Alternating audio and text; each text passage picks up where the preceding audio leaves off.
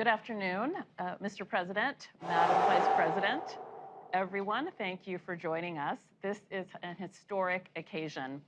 We are here to view the highest resolution image of the infrared universe anyone has ever seen, captured by the most powerful telescope anyone has ever made. I am proud to turn things over to a president and a vice president who have charged the entire Biden-Harris administration with leading with the science and who believe deeply in the power and possibilities of science and technology for all of us. Madam Vice President, we particularly appreciate your leadership of the National Space Council and your commitment to ensuring innovation in space. The floor is yours. Thank you. Thank you. Well, good evening, everyone. I am very honored to be with you all. President Joe Biden and I talk often about our mutual passion for everything you all do. This is a very exciting moment to join you for the unveiling of the work that you have been laboring on for decades. So to our President Joe Biden, thank you for your leadership around all of these issues. Our NASA Administrator Bill Nelson and the Office of Science and Technology Policy Acting Director Dr. Alondra Nelson. Thank you also to our colleagues from across the White House and NASA and everyone else joining us from home. So yes, as chair of the National Space Council, I know that today represents an exciting new chapter in the exploration of our universe. From the beginning of history, humans have looked up to the night sky with wonder. And thanks to dedicated people who have been working for decades in engineering and on scientific marvels, we can look to the sky with new understanding. When NASA launched the Hubble Space Telescope in 1990, we were able to see the stars unobstructed by the Earth's atmosphere and understand the universe in ways we could have never imagined even a few decades earlier. And now we enter a new phase of scientific discovery. Building on the legacy of Hubble, the James Webb Space Telescope allows us to see deeper into space than ever before and in stunning clarity. It will enhance what we know about the origins of our universe, our solar system, and possibly life itself.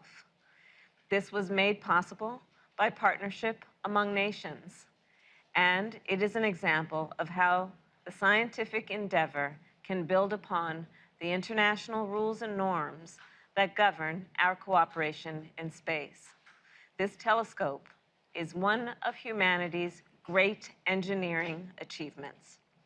And the images we will see today are a testament to the amazing work done by the thousands of workers across our nation who dedicated years to this project. They embarked on this complex endeavor for the benefit of humankind, and in the process accelerated American innovation, strengthened partnerships with our allies, and will undoubtedly inspire generations to look to the heavens with excitement and ambition.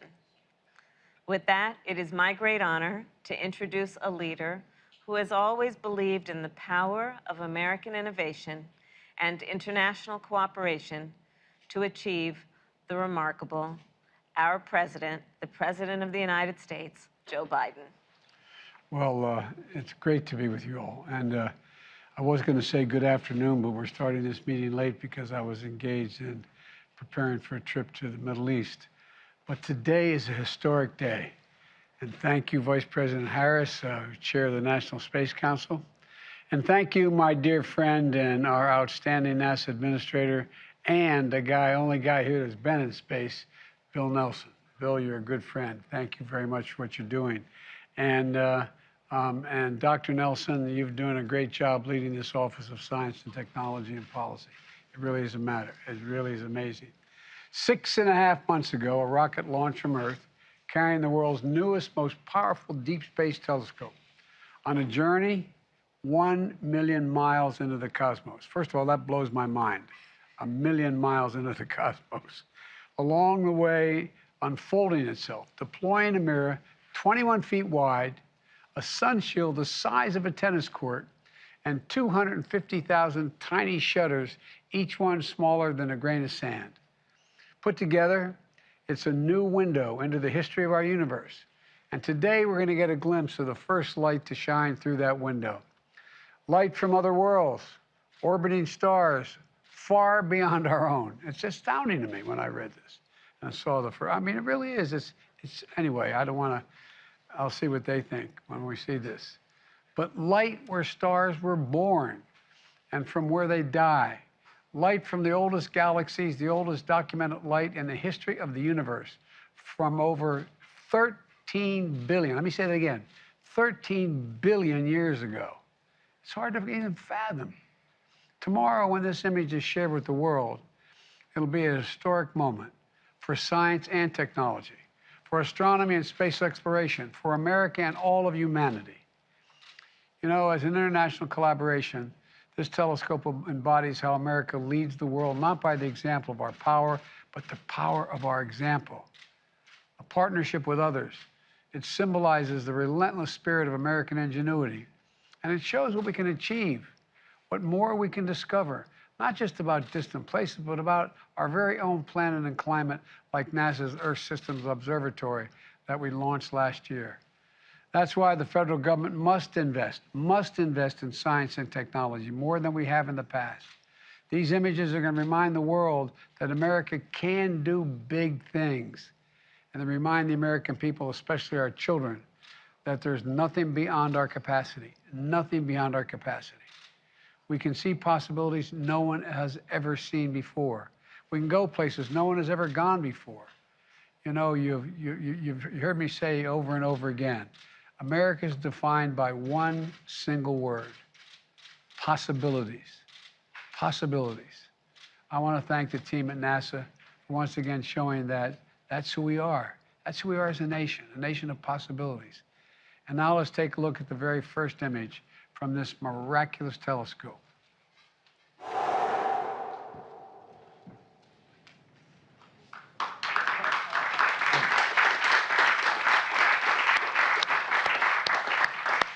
NASA Administrator Nelson, I'm going to turn this over to you. So will you please tell us about what we're seeing?